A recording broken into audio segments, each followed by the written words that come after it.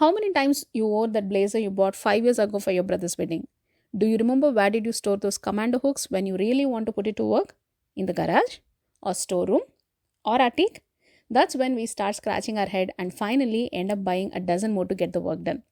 I'm sure we'll all have countless coffee mugs that we got as gifts and many we bought, and we still end up buying whenever it looks cute or fancy. Today, we are going to know about a book called The Joy of Less.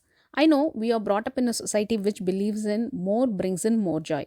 But contrary to this thought, this book emphasizes less is more.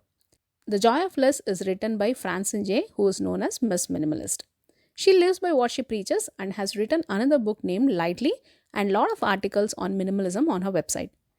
Minimalism is often mistook for emptiness, but Francine refers minimalism to space. Space in our closets, space in our garages, space in our schedules, space to think, play, create, and have fun with our families. While the entire world is ruled by commercialization and media, we hoard our lives with things that are useful, beautiful, and emotional. In this process, we not only clutter the places we live in, but also our minds and lives. Francine in this book explains in simple ways to lead a minimalist life starting from our houses. She takes us through each and every room, including the office room, garage, attic, and basements, which often overflow with things that we even don't know they exist, and gives us ideas to remove the unwanted items from our homes. Her philosophy is we use 20% of our stuff 80% of the time. That means we could get by with just a fifth of our current possessions and hardly notice a difference. She advises us to put limits to what we purchase, possess, and treasure. And finally, she extends this concept of minimalism to our lifestyle and its impact on the environment and the future generations to come.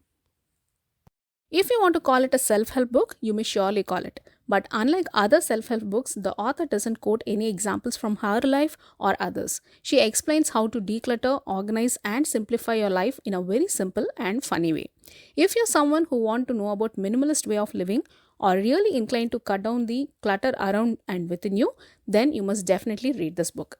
One incident changed my perspective of handling material possession. I've explained my personal experience with minimalism along with a detailed synopsis of this book in writing on my website. The link is in the description of this video. Please do read. I hope you liked today's video. Please do subscribe to my channel to know such interesting reads.